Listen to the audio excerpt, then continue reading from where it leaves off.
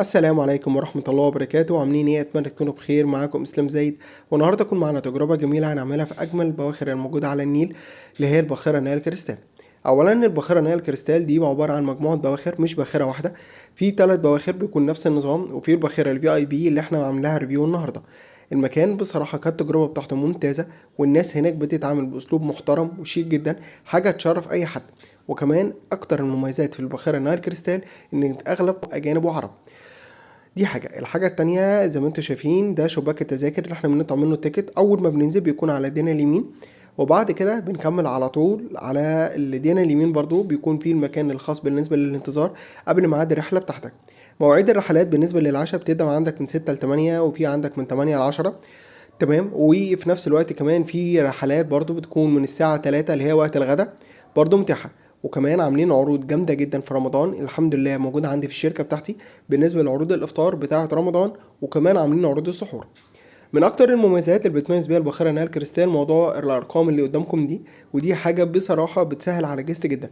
بقى لو كل واحد لما بيجي يقطع التيكت بتاعه بيكون ليه رقم، فده بيرتب لك الدنيا كويس قوي بحيث ما يحصلش ضغط ولا زحمة بالنسبة للمكان.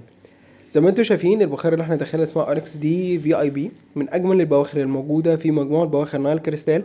زي ما انتوا شايفين النظافه، المستوى، تعامل راقي جدا. كل قاعه من الباخره دي بيكون فيها 3 قاعات. القاعه الاولى اللي هي الموجوده في الدور الارضي زي ما انتوا شايفين دي ب 950 فرد. مش عايز اقول لكم المكان عامل ازاي. وفي برضه في نفس الوقت في الدور التاني برضه في نفس القاعه برضه بتشيل 150 فرد. والباخرة الوحيدة اللي عندها الروب بتاعك ممكن تقعد فيه، دي الباخرة دي بس. المكان بصراحة كان فيه مميزات كتيرة جدا، واتمنى باذن الله وان شاء الله كده الفيديو يعجبكم. وفي اخر الفيديو انا مصور لكم الاوبن بوفيه بتاع الباخرة علشان تشوفوا مستوى الاكل عامل ازاي. صدقوني البواخر او اللي بيجرب الباخرة نايل كريستال صعب جدا تعجبه اي باخرة تانية، علشان هيشوف مستوى وتعامل راقي جدا هيعجب الناس كلها.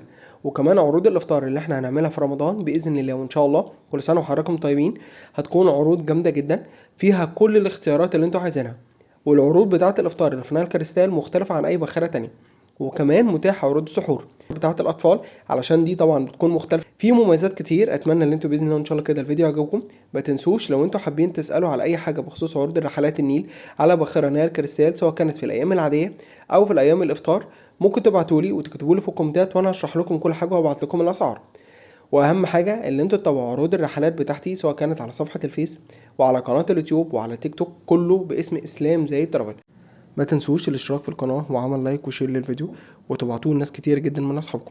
البواخر بجد تستاهل ان انتوا تقضوا فيه سهره جميله تريحوا فيها اعصابكم. وكمان حاجات تانية مميزات كتيره جدا هتكون موجوده هناك، زي البرنامج اللي بيعملوه في البواخر من حيث العروض، الحفلات، ونظام الاكل، وحاجات تانية كتير.